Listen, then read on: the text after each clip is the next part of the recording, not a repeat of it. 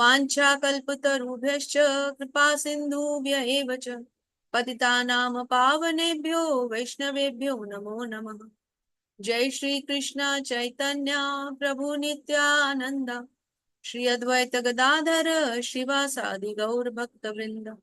हरे कृष्णा कृष्ण कृष्णा हरे हरे, हरे राम राम राम हरे हरे।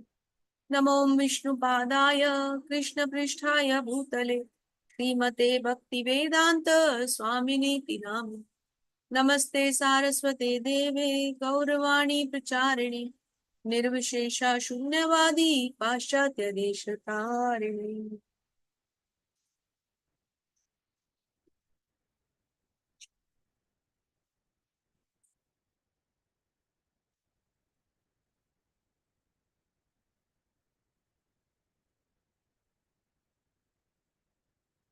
सभी शिक्षा और दीक्षा गुरुओं की जय। जगत गुरु श्रील प्रभुपाद महाराज की जय। हरे कृष्णा। तो सभी हरे भक्तों का कृष्णा स्वागत गलत। है। हरे कृष्ण प्रभु जी। हरे कृष्णा सभी भक्तों को। हरे कृष्णा सभी को। जो भी दंडवत पढ़ना प्रणाम। चाहते हैं, माता जी एक सूचना दे रहा था, जो पढ़ना चाहते हैं वो रेज हैंड करें। हरे कृष्णा।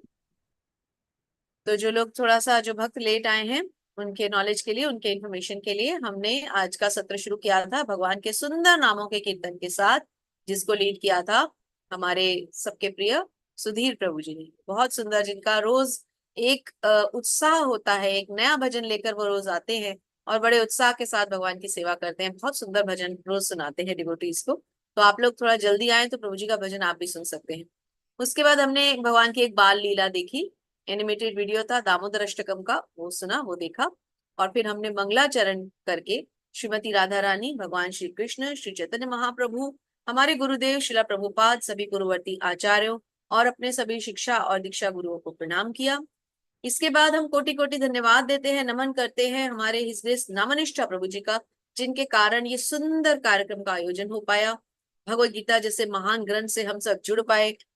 देश के, दुनिया के कोने कोने से सब भक्त आते हैं, सुंदर सुंदर प्रोग्राम्स का हिस्सा बनते हैं।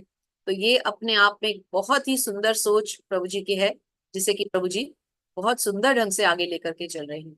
तो हम सबका भी फर्ज बनता है, हमारी मॉरल ड्यूटी है कि हम अपने गुरु की सेवा करें। उनके आशीर्वाद से हम भगवत गीता सीख रहे हैं, तो उनको हम हेल्प करें। और प्रभु जी एक ही मिशन लेकर के चल रहे हैं कि भगवत गीता का प्रसार और प्रचार देश भर में ही नहीं, दुनिया भर में। तो हमारी भी ये एक प्रण होना चाहिए कि हम लोग इस भगवत गीता के पाठ्यक्रम, इस कार्यक्रम को जन जन तक पहुंचाएं। इसके लिए हमें कुछ बहुत बड़ा नहीं करना, बहुत ज्यादा हमारा ना तो धन खर्च होना है, ना तो समय खर्च होना है। एक एक व्यक्ति अगर 3 4 5 6 8 10 20 25 जितने हो सकते हैं, शुरुआत एक एक को जोड़कर करे और फिर उसके बाद बढ़ते चले जाएं, तो सोचिए कि ये मानव कल्याण नहीं है, ये पूरे विश्व का कल्याण है। और ये भगवान का प्रचार है। भगवान को वो भक्त सबसे ज्यादा प्रिय होता है जो उनके संदेश को जन जन तक पहुंचाता है। ये शिला प्रभुपाद की सेवा है, ये हिज ग्रेस नमनिष्ठा प्रभु जी की सेवा है, ये हिज होलीनेस जयपताका स्वामी महाराज की सेवा है, परम पूजनीय गोपाल कृष्ण गोस्वामी महाराज की सेवा। इस सेवा में सब लोग जुड़ जाएं, चैतन्य महाप्रभु के इस आंदोलन को जन जन तक, घर घर तक पहुंचाएं। यही इस भगवत गीता के प्रति हमारी श्रद्धा है, यही इस्कॉन मैंगलुरु के प्रति हमारा धन्यवाद है, यही हिज ग्रेस नमनिष्ठा प्रभु जी के प्रति हमारी निष्ठा है। तो अब इस पाठ्यक्रम को आगे लेके जाना हम सबकी जिम्मेदारी है ना। जब टेम्पल का लिंक आता है अपने व्हाट्सएप ग्रुप्स में, जो लोग बिजनेस में हैं, अपने इंस्टाग्राम आईडीज पर, अपने फेसबुक आईडीज पर इनको क्लिक करें, इनको पोस्ट करें, ताकि लोग इसका हिस्सा बने, इस्कॉन मैंगलुरु से जुड़े। हम लोग पढ़ रहे हैं, भगवान की दया से प्रभु जी हमें फ्री ऑफ कॉस्ट शिक्षा दे रहे हैं, तो हमारा भी कुछ फर्ज बनता है। चलिए अब शुरू करते हैं 5वां अध्याय। तो पहले, दूसरे, तीसरे, चौथे अध्याय में हमने क्या क्या सीखा। पहले अध्याय में अर्जुन अपना विषाद प्रकट करते हैं, युद्ध करने से मना करते हैं। दूसरे अध्याय में भगवान गीता का ज्ञान देते हैं, आत्मा और परमात्मा और जीव का अंतर समझाते हैं। तीसरे अध्याय में भगवान ने कर्म योग बताया कि किस प्रकार कर्मों के द्वारा मनुष्य भगवान से जुड़ सकता है, अपने कर्मों के फल से मुक्त हो सकता है। कल भगवान ने दिव्य ज्ञान दिया, किस प्रकार कर्म बंधन से मुक्त हुआ जाए, और अपने उस रूप का भगवान ने एक पहली झलक अर्जुन को दिखलाई, जहां भगवान ने कहा कि ये भगवत गीता तो मैंने सूर्यदेव वसवान को दी। तो 1 मिनट के लिए तो अर्जुन भी चक्कर खा गए होंगे कि अरे मेरे रथ पे बैठे हुए श्री कृष्ण कहाँ, अरे करोड़ साल पहले भगवत गीता के समय कैसे पहुंच गए। लेकिन भगवान ने क्या कहा कि मेरे और तुम्हारे बहुत जन्म हुए हैं अर्जुन, तुम्हें वो भूल गए हैं पर मुझे वो सब याद। और भगवान ने कल भगवत गीता के 7वें 8वें और 9वें श्लोक में क्या समझाया, अपने आने का कारण। कब कब मैं आता हूं, जब जब धर्म की हानि होती है, जब जब अधर्म की प्रधानता बढ़ती है, तब तब मैं आता हूं। भक्तों का उद्धार करने, दुष्टों का विनाश करने में आता हूं। और 4.9 में क्या समझाया कि जो मेरे इस आविर्भाव को, जो मेरे इस प्रकृति, मेरे स्वभाव को समझ लेता है, वो मुझे प्राप्त कर लेता है। फिर 4.34 में भगवान ने क्या समझाया कि गुरु की शरण में जाओ, गुरु से ऐसी आध्यात्मिक जिज्ञासाएं करो, गुरु तुम्हें ज्ञान देगा क्योंकि उन्होंने सत्य का दर्शन किया है। इस प्रकार भगवान ने कल अर्जुन को ये सारी शिक्षाएं देते हुए अब कर्म योग, कृष्ण भावनामृत कर्म की ओर भगवान लेके जा रहे हैं। अर्थात जो 3 प्रकार के कर्म भगवान ने समझाए थे, कर्म, अकर्म और विकर्म, अब अच्छे कर्म, बुरे कर्म, अकर्म, विकर्म, ये किन किन कैटेगरीज में फॉल करते हैं भगवान वो भी समझाने वाले हैं। और एक मनुष्य को इस जन्म कर्म के बंधन से मुक्त होने के लिए कौन से कर्म करने हैं, आज भगवान वो भी समझाने वाले। तो आइए सब जुड़ जाएं, सब खूब सारे हैंड रेज करें। जैसे कल बहुत सुंदर पाठ्यक्रम था, कल सभी भक्तों ने बड़े उत्साह के साथ पढ़ा। तो भगवान की सुंदर सेवा के लिए आप सबका बहुत बहुत अभिनंदन, सबका स्वागत। और शुरू करते हैं पहला श्लोक। अर्जुन उवाच संन्यासं कर्मणां कृष्ण पुनर्योगं च शंससि यच्छेय एतयोरेकं तन्मे ब्रूहि सुनिश्चितम्। क्या कहते हैं अर्जुन, आइए प्रभुपाद से सुनते हैं। श्रील प्रभुपाद की जय। अर्जुन ने कहा, हे कृष्ण, पहले आप मुझसे कर्म त्यागने के लिए कहते हैं, फिर भक्ति पूर्वक कर्म करने का आदेश देते हैं। क्या अब आप कृपा करके निश्चित रूप से मुझे बताएंगे कि इन दोनों में से कौन सा लाभप्रद है। बहुत सही प्रश्न। पहले कहते हैं कि कर्म त्याग कर भक्ति करो, अब कहते हैं भक्ति त्याग कर धनुष उठाओ और युद्ध करो। हे प्रभु, मैं क्या करूं, ये तो आपकी माया है, आप ही जाने प्रभु। इसको अर्जुन क्या समझे और हम जैसे मूर्ख क्या समझेंगे। तो अर्जुन के सुंदर प्रश्न के साथ आज का अध्याय शुरू करते हैं। तो पहले ये समझते हैं कि श्रील प्रभुपाद हमें इस बारे में क्या समझाना चाहते हैं, क्योंकि गुरु जो ज्ञान देंगे वही सबसे उत्तम ज्ञान होगा। तात्पर्य श्रील प्रभुपाद के द्वारा। श्रील प्रभुपाद की जय। श्रीमद् भगवद गीता के इस 5वें अध्याय में भगवान बताते हैं कि भक्ति पूर्वक किया गया कर्म शुष्क चिंतन से श्रेष्ठ है। तो कर्म जो है अगर वो भक्तिमय है तो शुष्क चिंतन से बड़ा है। भक्ति पद अधिक सुगम है, ज्यादा इजी है, भगवान कह रहे हैं, प्रभुपाद लिख रहे हैं, क्योंकि दिव्य स्वरूपा भक्ति मनुष्य को कर्म बंधन से मुक्त करती है। भक्तिमय कर्म जो है वो नॉर्मल कर्म नहीं होते। नॉर्मल कर्म क्या है, जिनसे हम इस संसार में बंधते हैं।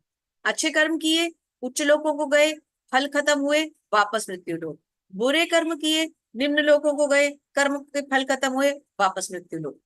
तो ये अच्छे कर्म और बुरे कर्म मनुष्य को इस जीवन और मृत्यु के चक्र से, इस भौतिक जगत से बांधते हैं, योनियों में देहांतरण करवाते हैं। परंतु भक्तिमय कर्म यानी कि ऐसे कर्म जो श्री कृष्ण की प्रसन्नता के लिए किए जाए, जैसे कि अकर्म, शास्त्रों के अनुसार गुरु के निर्देशन में भगवान को प्रसन्न करने के लिए जो कर्म किए जाएं, वो मनुष्य को जन्म मृत्यु से मुक्त कर देंगे। द्वितीय अध्याय में आत्मा तथा उसके शरीर बंधन का सामान्य ज्ञान बताया गया था, है ना। द्वितीय अध्याय में हमने क्या पढ़ा था, आत्मा और शरीर का सामान्य ज्ञान। उसी में बुद्धि योग अर्थात भक्ति द्वारा इस भौतिक बंधन से निकलने का वर्णन भी हुआ था। अब बुद्धि योग क्या है, भौतिक जगत से बुद्धि के द्वारा निकलने का प्रोसेस।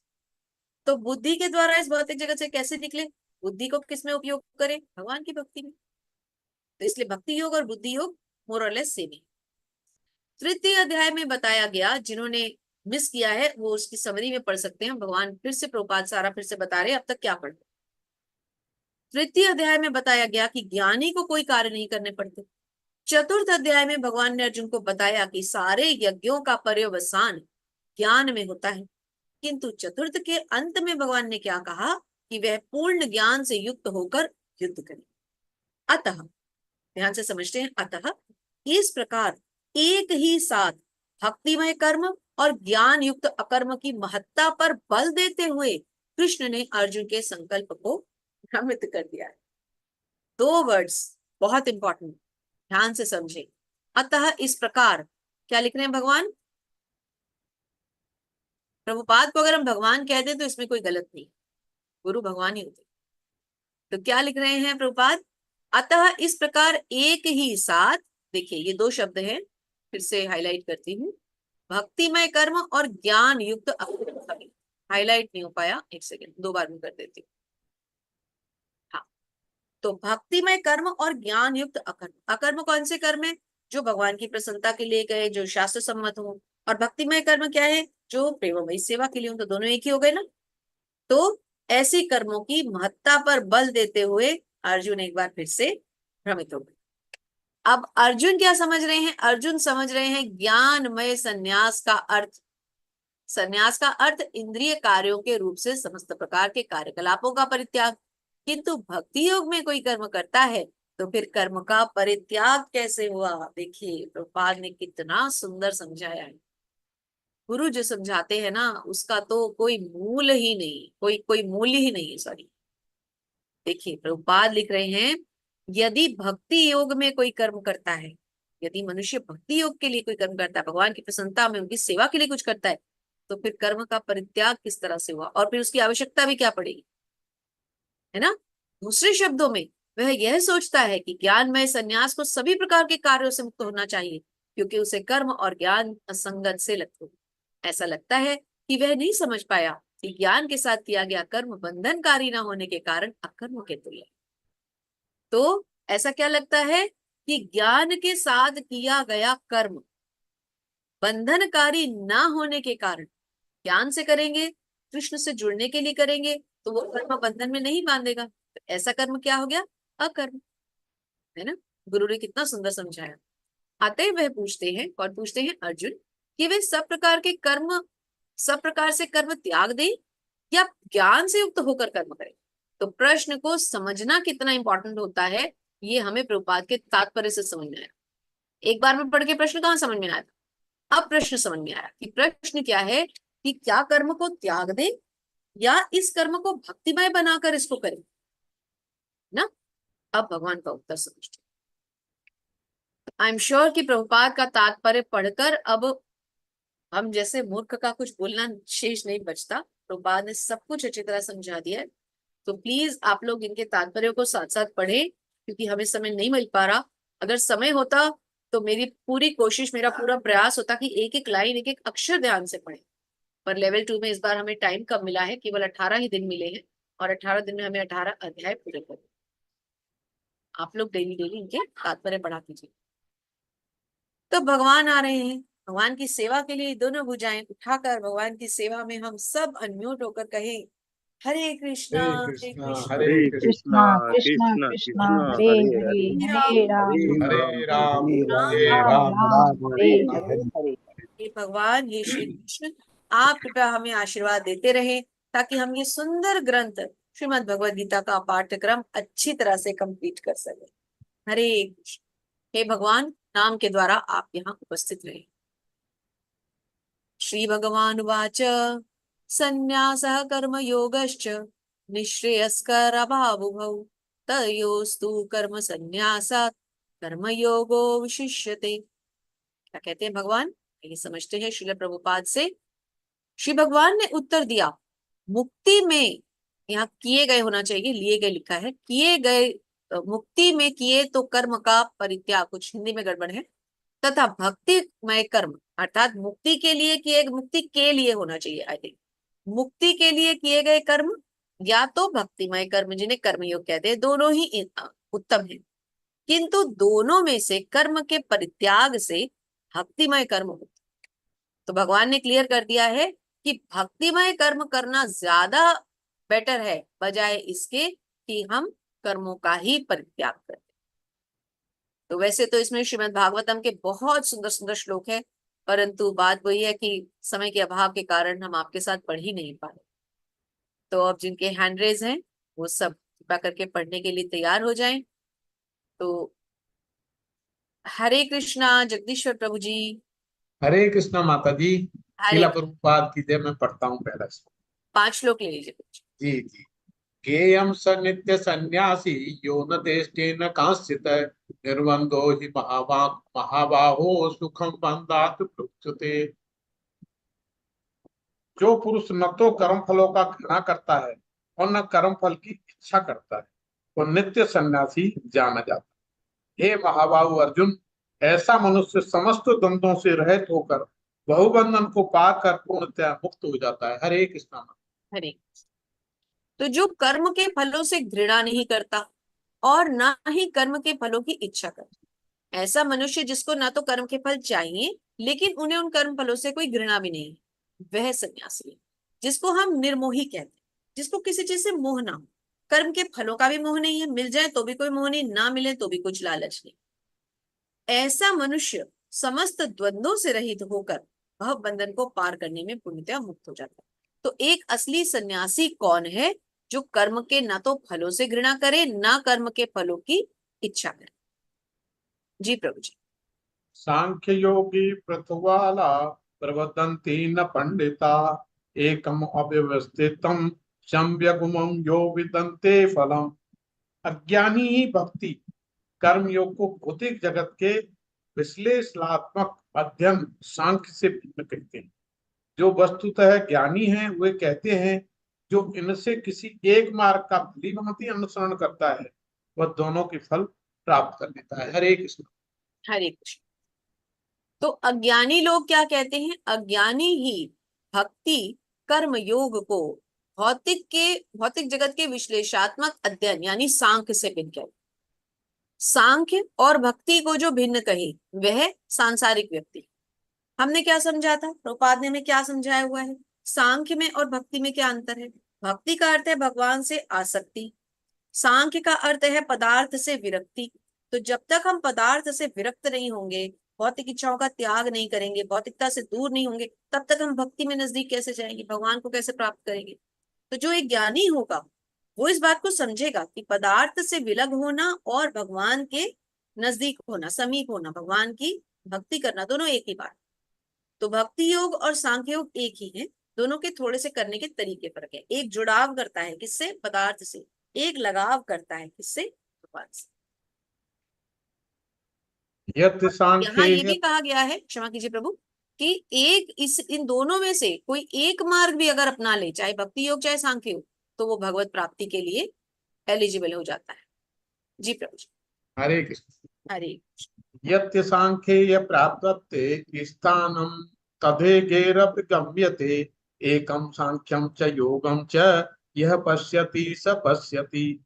जो यह जानता है कि विश्लेषणात्मक अध्ययन सांख्य द्वारा प्राय स्थान भक्ति द्वारा भी प्राप्त किया जा सकता है और इस तरह जो सांख्य योग तथा भक्ति योग का एक समान देखता है वही वस्तुओं को यथावत रूप में देखता है। हरे कृष्ण। हरे कृष्ण। तो जो यह जानता है कि सांख्य का जो अध्ययन है, इसके द्वारा प्राप्त स्थान भक्ति द्वारा भी प्राप्त किया जा सकता है, अर्थात दोनों को जो एक मानता है, भक्ति और सांख्य को एक समझता है, इस तरह सांख्य योग और भक्ति योग को एक समान देखता है, वही वस्तुओं को यथारूप में देखता है। तो सांख्य और भक्ति को अलग अलग समझना अज्ञान है, दोनों को एक ही समझना सही है। जी प्रभु जी। संन्यासस्तु महाबाहो दुःखम अमोय गतः युग युक्तो मुनि ब्रह्मा न चिन्निन्द्रान गच्छन्ति। भक्ति में लगे बिना केवल समस्त कर्मों का परित्याग करने से कोई सुखी नहीं बन जाता, परंतु भक्ति में लगा हुआ विचारवान व्यक्ति शीघ्र ही परमेश्वर को प्राप्त कर लेता है। हरे कृष्ण। हरे। तो भक्ति में यदि मनुष्य नहीं लगेगा तो समस्त कर्मों का परित्याग करने से भी वो सुखी नहीं बन सकता। जीवन का लक्ष्य तब तक हम नहीं साध पाएंगे जब तक हम भक्ति में ना लगे। भले ही हम अपने कर्म छोड़ दें, अपना घर क्यों ना छोड़ दें, अपने स्वजन क्यों ना छोड़ दें, एक अपेरेंटली संन्यास क्यों ना धारण कर दें, कोई फायदा नहीं। जब तक भगवान को अपना हृदय नहीं दिया तब तक कुछ नहीं। इस्कॉन मंदिरों में भगवान की जब हम दंडवत करते हैं भगवान को, तो लेफ्ट में विग्रहों को रख के क्यों करते हैं? अपना हृदय हम ईश्वर को देते हैं। कई बार जब हम नए नए आते तो हमें लगता है कि इधर से इधर किधर दंडवत कर रहे हैं, उधर से उधर किधर दंडवत कर रहे हैं, कोई इधर से आके इधर लेट रहा है, कोई उधर से आके उधर लेट रहा है, ये हो क्या रहा है ना। वो ये रहा होता है कि गुरु जब लेफ्ट में है तो इधर दंडवत होगा, भगवान उनके सामने होते हैं, भगवान जब लेफ्ट में है तो उधर दंडवत होगा। तो कभी हम इधर से इधर लेटते हैं, कभी हम उधर से उधर लेटते हैं, लेकिन हर तरफ भगवान ही भगवान होते हैं। इसलिए ये दंडवत भी भगवान को हृदय देने का प्रतीक है।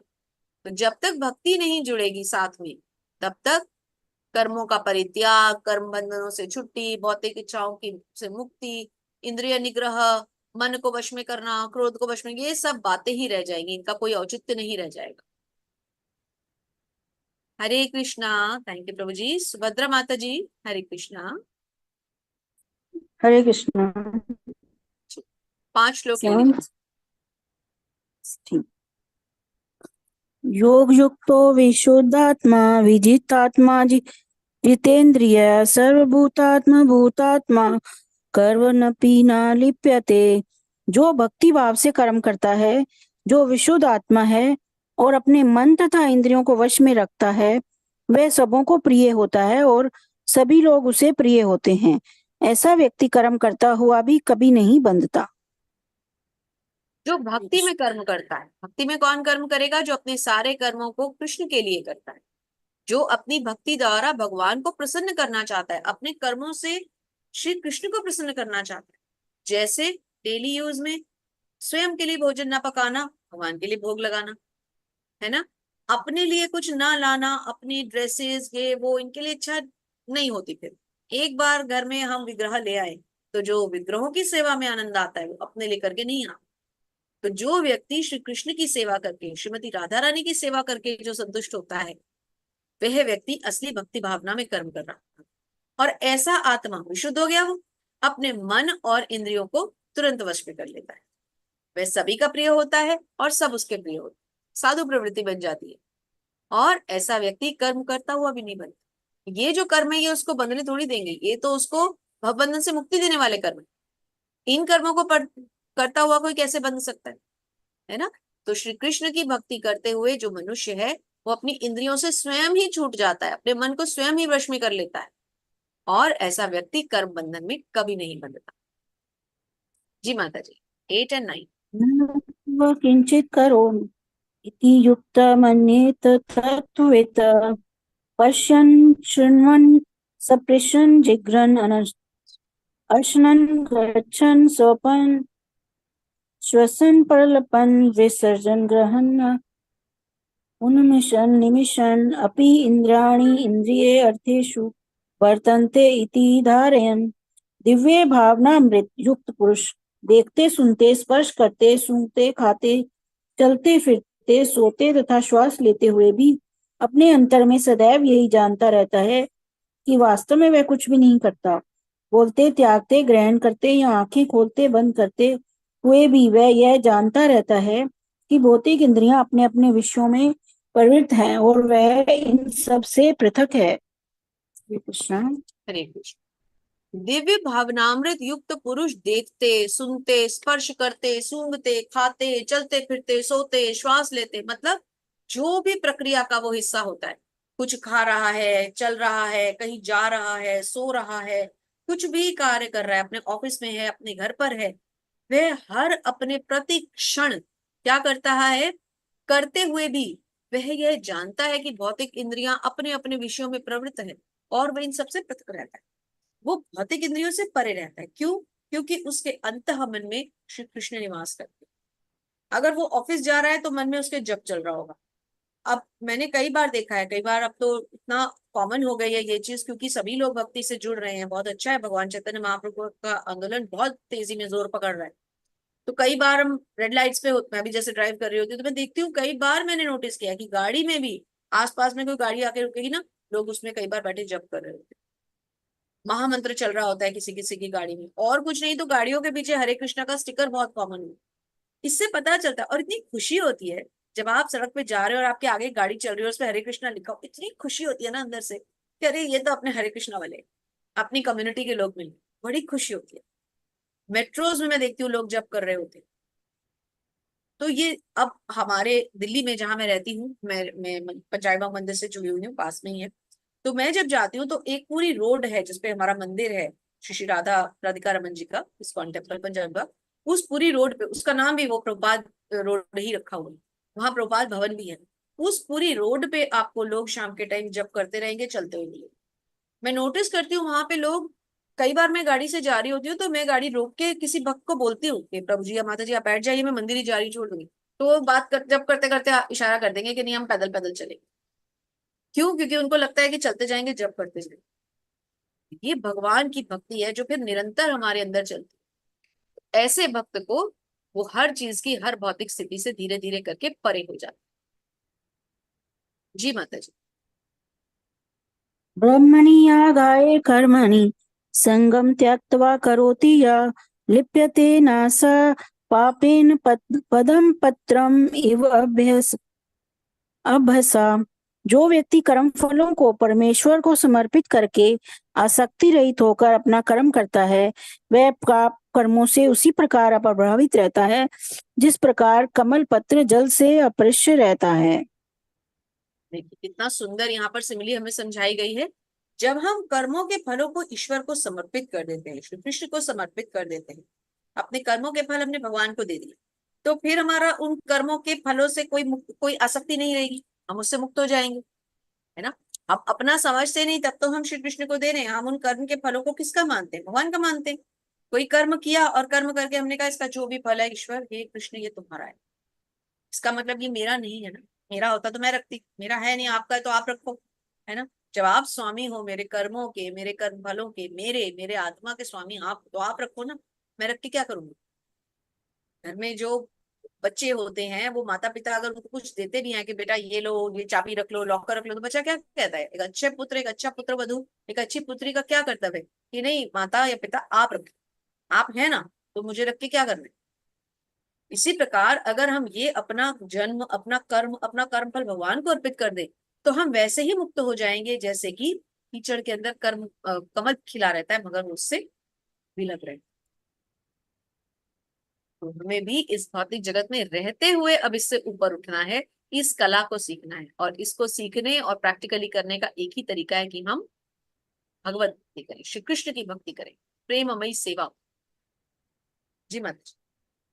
कायेन मनसा बुद्धया कैवल्य इंद्रिये अपि योगिना कर्म कुर्वन्ति संगम त्यक्त्वा आत्मशुद्धे। योगी जन आसक्ति रहित होकर शरीर मन बुद्धि तथा इंद्रियों के द्वारा भी केवल शुद्धि के लिए कर्म करते हैं। योगी जन किस लिए कर्म करते हैं? योगी जन आसक्ति रहित होकर शरीर, मन, बुद्धि और इंद्रियों के द्वारा भी केवल शुद्धि के लिए कर्म करते हैं। आसक्ति के लिए जो योगी होगा, जो सच्चा सन्यासी होगा, जिसने कर्म के फलों को त्याग दिया है, वो आसक्ति से हट जाएगा। अपने मन के द्वारा, अपने शरीर के द्वारा, अपनी बुद्धि के द्वारा, अपनी इंद्रियों के द्वारा वो केवल वो कर्म करना चाहेगा जिससे श्री कृष्ण प्रसन्न हो चुके। एक ही मन में टारगेट होगा, श्री कृष्ण को प्रसन्न करना।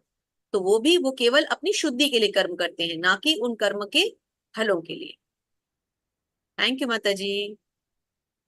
हरे कृष्ण। हरे मैं भी कृष्णा पंजाबी भाग से सुधीर जुड़ी हूँ प्रभु माता जी। जी। मैं भी पंजाबी भाग से इस्कॉन से सुबह जाते हैं मंगला आरती। हरि बोल। सुभद्रा करुणा देवीदासी माता जी। हाँ जी। जरूर कभी ना कभी देखा होगा माता जी आपको। अब एक बार जन्माष्टमी में मिले थे हम। जरूर। जन्माष्टमी में मिले थे हम। बहुत अच्छी बाहर बात है। जब रोड पे लगा था ना चलिए ये हम क्लास के बाद आपसे पूछते हैं कि आप अब कब जाएंगी, आपके दर्शन करने जरूर आएंगे। माता जी। हम तो रोज जा रहे हैं मंगला आरती अभी। ठीक है माता जी, क्लास के बाद हम आपसे विशेषकर अलग से बात करते हरे कृष्ण। हैं। Thank you so much. दंडवत प्रणाम। सुधीर प्रभु जी हरे कृष्णा। 5 श्लोक ले लीजिए प्रभु जी। 12, हरे 13, 14, 15, 16। हरे कृष्णा। हरे कृष्ण। युक्त है कर्म फलम त्यक्त्वा शांतिम प्रोन्ति नैष्ठिकीम्। अयुक्त है काम कारेण फले सक्तो निबध्यते।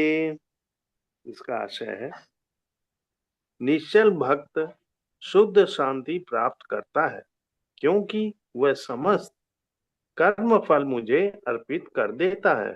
किंतु जो व्यक्ति श्री भगवान से युक्त नहीं है और जो अपने श्रम का फल कामी है, वह बंध जाता है। हरे कृष्ण। हरे कृष्ण।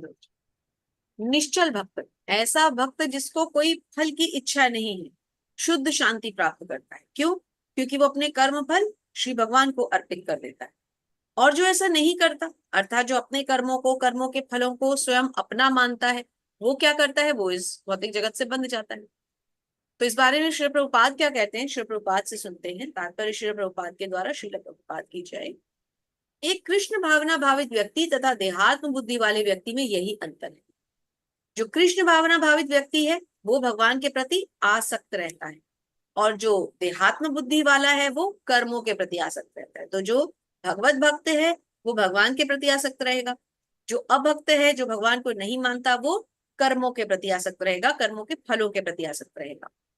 जो व्यक्ति श्री कृष्ण के प्रति आसक्त रहकर उन्हीं के लिए कर्म करता है, वह निश्चय ही मुक्त पुरुष है और उसे अपने कर्म फल की कोई चिंता नहीं होती। भागवत में किसी कर्म के फल की चिंता का कारण परम सत्य के ज्ञान के बिना द्वैतवाद में रहकर कर्म करना बताया गया है। श्री कृष्ण श्री भगवान है, कृष्ण भावनामृत में कोई द्वैत नहीं है। द्वैत मतलब कोई अंतर नहीं है। जो कुछ विद्यमान है वह श्री कृष्ण का ही प्रतिफल है और श्री कृष्ण सर्व मंगलमय है। तो भगवान सर्व मंगलमय है, वो सबका कल्याण करते हैं, वो करुणा के सागर है, करुणा चंद्र है। वो उनसे ज्यादा करुणामयी कोई नहीं हो सकता। लेकिन कभी कभी जब हमारे कार्य पूर्ण नहीं होते तो हम उनको अपनी अज्ञानतावश, अपनी मूर्खतावश हम उनको दोषी कहते हैं। हम कहते हैं मैं ही मिली थी तुम्हें ये कष्ट देने के लिए, कृष्णा मैं ही मिली थी, तुमने मुझे कुछ भी अच्छा नहीं दिया, मेरे सारे चीजें खराब कर दी। हम उन्हें दोष देना शुरू हो जाते क्योंकि हम अज्ञानी, हम मूर्ख है ना। तो भगवान का पद बहुत ऊंचा है और हमें वैसे ही उन्हें स्वीकार करना चाहिए। जी प्रभु जी। हरे कृष्णा। हरे कृष्ण। सर्वकर्माणि मनसा सन्न्यस्यास्ते सुखं वशी नवद्वारे पुरे देहि नैव कुर्वन् कारयन्। इसका आशय है, जब देहधारी जीवात्मा अपनी प्रकृति को वश में कर लेता है और मन से समस्त कर्मों का परित्याग कर देता है, तब वह 9 द्वारों वाले नगर यानी भौतिक शरीर में बिना कुछ किए कराए सुख पूर्वक रहता है। हरे कृष्ण। हरे कृष्ण। तो ये जो जब देहधारी जीवात्मा है, यानी कि जब मनुष्य, जब जीव, जब आत्मा प्रकृति, अपनी प्रकृति को वश में कर लेता है। प्रकृति को कैसे वश में करेगा? मन से समस्त कर्मों का परित्याग कर। अपने मन से मनुष्य ने, अपने जीव ने अपने सारे कर्मों का परित्याग कर दिया, सारे कर्म फल भगवान को अर्पित कर दिए। तो ऐसा व्यक्ति इस 9 द्वारों वाले शरीर यानी इस भौतिक शरीर में बिना कुछ किए भी सुखपूर्वक रहता है। बिना कुछ किए का अर्थ ये नहीं है कि वो कर्म नहीं करेगा, कर्मशील तो हम है ही। आंख तो झपक रही है, हाथ तो उठ रहा है ना, सोच तो चल रही है, नींद में भी कार्यशील है। तो बिना कर्म किए का अर्थ यहाँ विगत कर्मों से लिया गया। और यहाँ पर बहुत सुंदर बताया गया है 9 द्वारों वाले शरीर के बारे में। इसको पढ़ते हैं। ऐसे संयमी जीवन में जिसमें उसकी कार्य प्रणाली में परिवर्तन आ जाता है, वह 9 द्वारों वाले शरीर में सुखपूर्वक निवास करता है। ये 9 द्वार कौन से हैं शरीर के?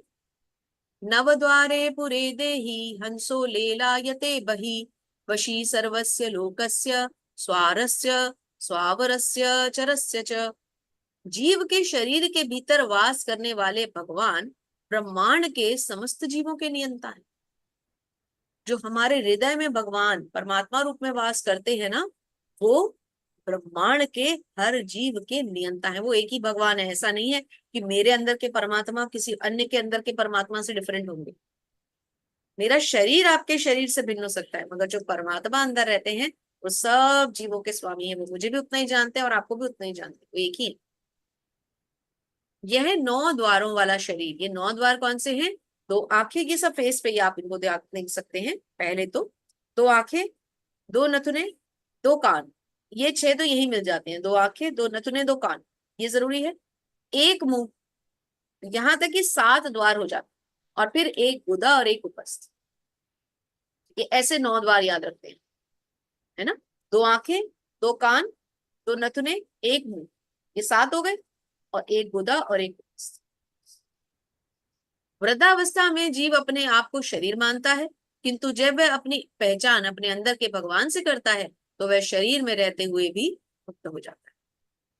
तो शरीर की मृत्यु से पहले हमें इन सब तथ्यों के बारे में ज्ञान मिल रहा है, ये हमारा बहुत बड़ा सौभाग्य है। जी प्रभु जी। हरे कृष्णा। हरे न कृष्ण। कर्तव्यम न कर्माणि लोकस्य सृजति प्रभुः न कर्मफल संयोगम स्वभावस्तु प्रवर्तते। इसका आशय है, शरीर रूपी नगर का स्वामी देहधारी जीवात्मा न तो कर्म का सृजन करता है, न लोगों को कर्म करने के लिए प्रेरित करता है, न ही कर्म फल की रचना करता है। यह सब तो प्रकृति के गुणों द्वारा ही किया जाता है। हरे हरे कृष्णा। शरीर रूपी नगर का स्वामी देहधारी जीवात्मा। देहधारी जीवात्मा क्यों कहा गया है? जीवात्मा कौन है? हमारे अंदर का आत्मा। देहधारी क्यों है? क्योंकि देह क्या है? ये शरीर। आत्मा कौन हो गया? देही हो गया। शरीर देही, शरीर देह है, तो देहधारी आत्मा, क्योंकि इस आत्मा पे शरीर का आवरण है। न लोगों को कर्म के लिए प्रेरित करता है, न कर्म फल की रचना करता है। यह सब तो प्रकृति के गुणों द्वारा किया जाता है। यही जो हम बार बार पढ़ रहे हैं कि कर्ता मनुष्य नहीं होता, जीव नहीं होता। सब कुछ कौन करवाता है? प्रकृति के 3 गुण। कल हमने इस पे चर्चा भी की थी कि हम कोई भी कार्य, कोई भी कर्म अगर करते हैं तो उसमें प्रकृति का कोई ना कोई गुण उसको डोमिनेट कर रहा होता है, वही उसको संपूर्ण करवाता है। जी प्रभु जी। हरे कृष्णा। हरे न कृष्ण। दत्ते कस्यचित् पापम न चैव सुकृतं विभुः अज्ञान नावृत ज्ञानं तेन मुदन्ति जन्तवः। इसका आशय है, परमेश्वर न तो किसी के पापों का ग्रहण करता है न पुण्यों को, किंतु सारे देहधारी जीव उस अज्ञान के कारण मोहग्रस्त रहते हैं जो उनके वास्तविक ज्ञान को आच्छादित किए रहता है। हरे कृष्ण। हरे। तो भगवान जो है, परमेश्वर जो है, परम ईश्वर परमेश्वर, तो भगवान किसी के पुण्यों या पापों को ग्रहण नहीं करते। परमात्मा हमें अंदर से स्वीकृति देते, हम चाहे अच्छे की परमिशन मांगे चाहे बुरे की। एक दयालु पिता की तरह उन्होंने ओके, सैंक्शन, अप्रूवल दे देते हैं।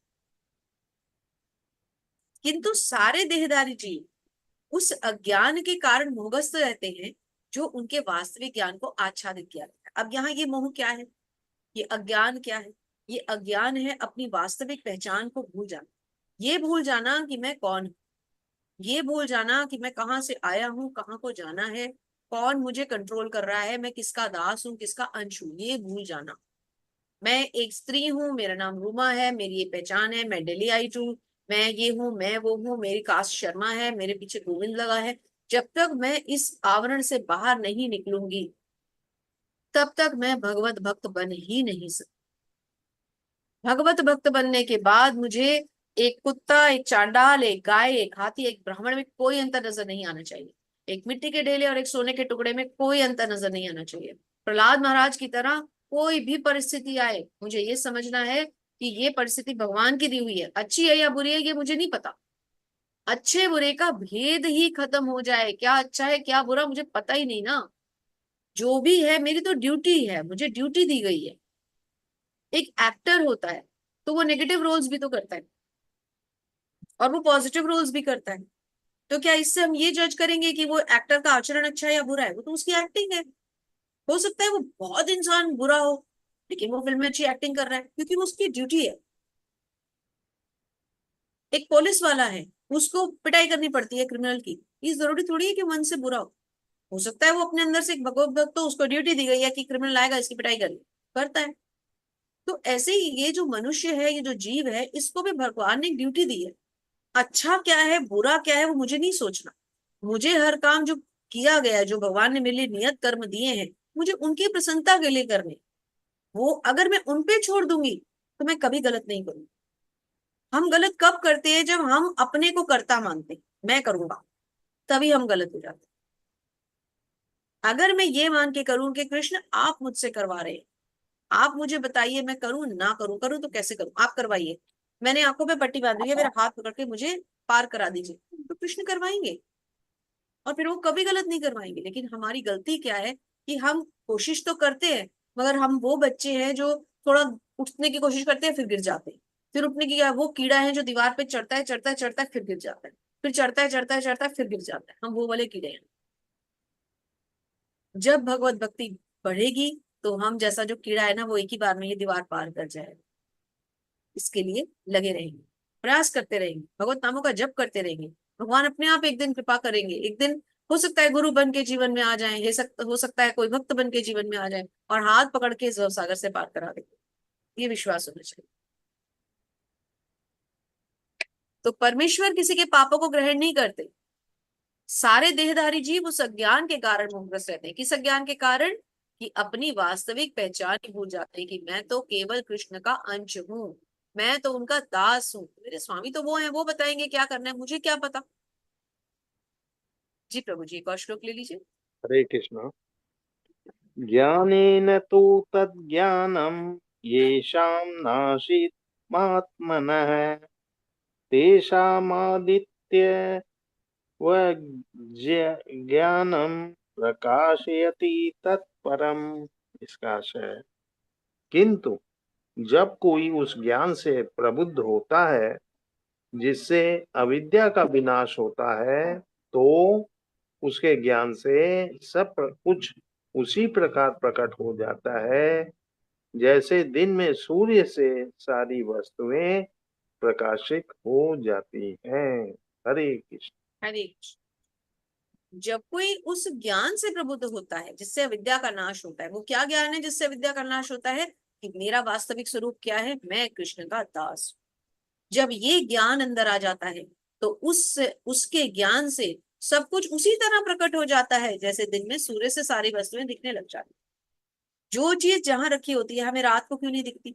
अंधेरे में अगर हम उठ जाएं और कोई लाइट ना हो तो हम पहचान पाएंगे कौन सी चीज कहाँ रखी है? अपने अपने हाथ पैर भी नहीं दिख रहे होते उस टाइम। दिन में कोई भी चीज कहीं भी दिख जाती है, क्यों? इसके कारण, प्रकाश के कारण। तो ज्ञान भी हमारे जीवन में वही प्रकाश का कार्य करता है। जैसे ही ज्ञान आता है, जैसे ही लाइट फैलेगी ना, अज्ञानता अपने आप दूर हो जाएगी, सब दिखना शुरू हो जाएगा। भगवत भक्ति क्या है, भगवान क्या है, आत्म साक्षात्कार क्या है, कैसे मैं भवबंधन को पार करूं, जिज्ञासाएं, ये सब शुरू हो जाएंगी। बस एक बार वो ज्ञान का प्रकाश फैलने की देर है। और वो ज्ञान का प्रकाश किससे फैलेगा? हरि नाम संकीर्तन से, हरि नाम के जप से। जैसे जैसे हम जप अच्छा करेंगे, अटेंटिव जप करेंगे, भगवान का नाम शुद्धता पूर्वक लेना शुरू करेंगे, वैसे वैसे ये ज्ञान अपने आप हमारे अंदर, हमारे अंधकार को दूर करता जाए। थैंक यू प्रभु जी। हरे कृष्णा। रंजना माता जी, 17, 18, 19, 20 और 21। हरे कृष्णा माता जी। हरे कृष्ण। हरे कृष्णा। तत् बुद्धया तत् आत्मना तत् निष्ठा तत् परायणा गच्छन्ति अनुपआवितं ज्ञान निर्धूत कल्पसा। जब मनुष्य की बुद्धि, मन, श्रद्धा तथा शरण सब कुछ भगवान में स्थिर हो जाते हैं, तभी वह पूर्ण ज्ञान द्वारा समस्त कल्मश से शुद्ध हो जाता है और मुक्ति के पथ पर अग्रसर होता है। हरे कृष्णा। हरे कृष्ण।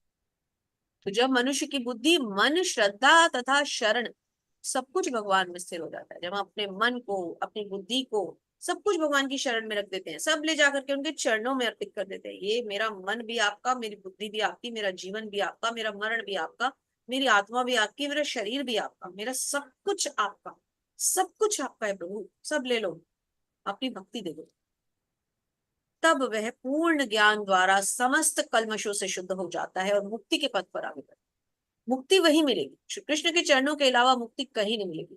भौतिक देवता हमें क्षणिक फल देते हैं, हम भगवान से, हम दुर्गा माता से, शिव जी से, गणेश जी से छोटे छोटे हम क्षणिक चीजें मानते हैं, वो छोटी छोटी चीजें हमें देते रहते हैं, सैंक्शन करते रहते हैं, okay okay, sanction sanction, approve approve आता रहता है।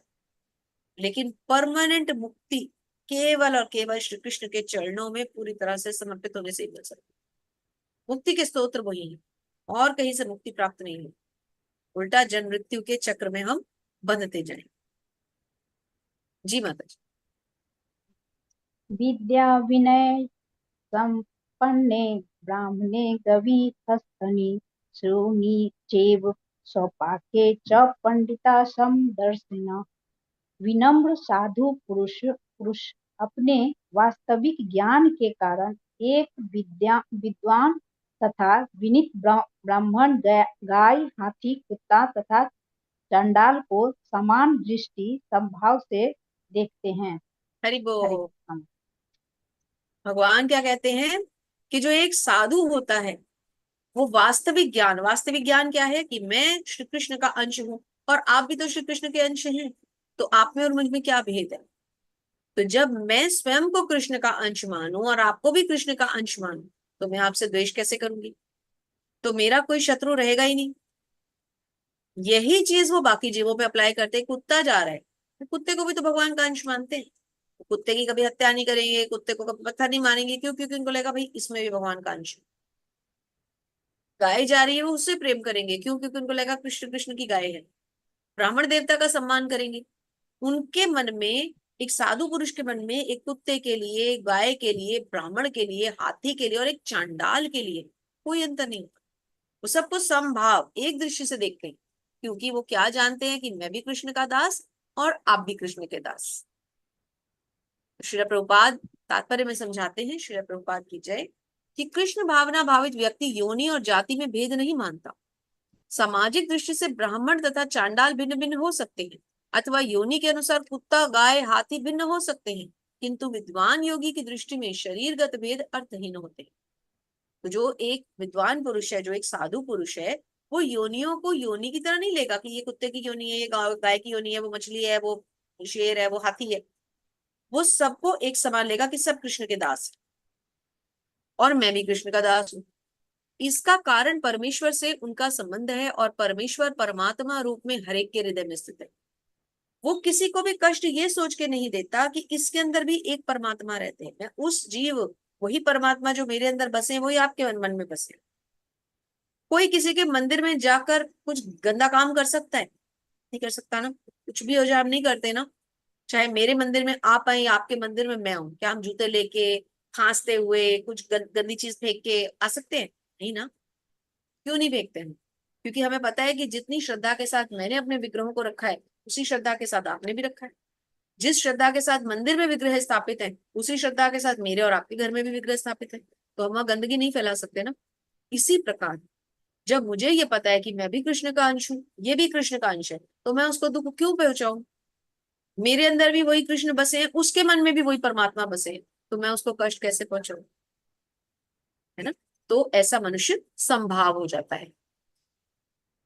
परम सत्य का ऐसा ज्ञान वास्तविक या यथार्थ है।